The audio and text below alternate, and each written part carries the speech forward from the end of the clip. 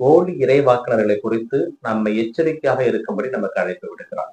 ஏனென்றால் நாம் கேட்டவை அனைத்தையும் கடவுள் கொடுக்க நமக்கு காத்துக் கொண்டிருக்கிறார். ஏனென்றால் கடவுளுடைய நீதிகளையும் நியமங்களையும் நாம் கடைபிடிக்கிறோம். நாம் கடவுளுக்கு உரியவர்கள். நாம் அவரிடம் கேட்கின்ற பொழுது அவர் மறுபேதும் சொல்லாமல் நமக்கு கொடுக்கிறார். ஏனென்றால் நாம் அவருடைய கட்டளைகளை நாம் கடைபிடித்துக் கொண்டிருக்கிறோம். ஆனால் இயேசு கிறிஸ்துனுடைய பெயரை சொல்லி போலி இறைவாக்கினர்கள் வருவார்கள். அவரை குறித்து எச்சரிக்கையாக இருங்கள் என்ற அழைப்பை நமக்கு கொடுக்கிறார்.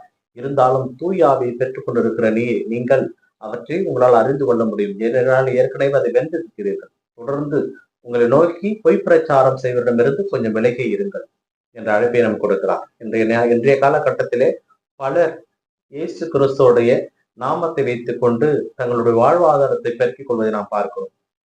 இவர்கள் ஆவியின் தூண்டுதலால் தான் இதை நாங்கள் செய்கிறோம் என்று பொய் பிரச்சாரம் செய்து நாம் காண்கிறோம்.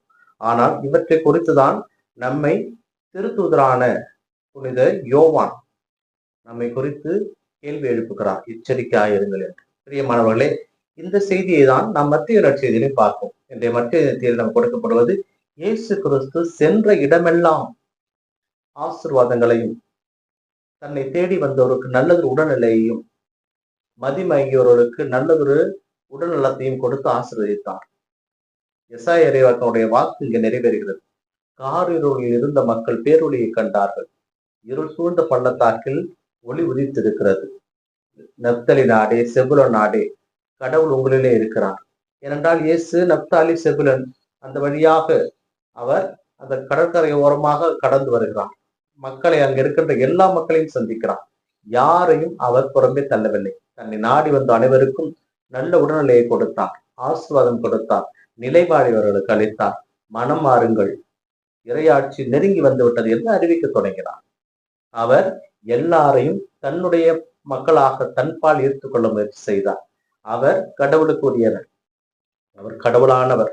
அவர் நம்ம மத்தியிலே வந்து இவற்றை அறிவிப்பதோட நோக்கம் நாம் அவரை அறிந்து கொண்டு அவரை போலவே வாழ வேண்டும் என்பதுதான். அவர் எவ்வாறு எல்லாருக்கும் உரியவராக இருந்தாரோ, தன்னை தேடி வந்த அனைவருக்கும் ஆசீர்வாதத்தை கொடுத்தாரோ, தன்னை நம்பினோருடைய நம்பிக்கையை வீணாக்காமல் இருந்தாரோ, அதுபோல நாமும் கடவுளுக்கு உரியவராக இருக்க வேண்டும். நம்மிடம் இருக்கின்ற பொய்மையை நாம் விளக்க வேண்டும். கடவுளுக்கு உண்மையாக இருக்க வேண்டும். நம்மை நம்பினோருக்கு நாம் உண்மையாக இருக்க வேண்டும்.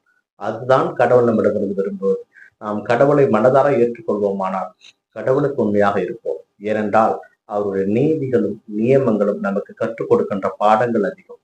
அந்த கடவுளை விட்டு விலகாமல் இருக்க என்ன செய்ய முடியுமோ அதை செய்வோம். ஏனென்றால் இந்த உலக பிரகாரமான காரியங்களில் நாம் மூழ்கி விடுகின்ற பொழுது கடவுளை விட்டு நாம் விலகி விடுகின்றோம்.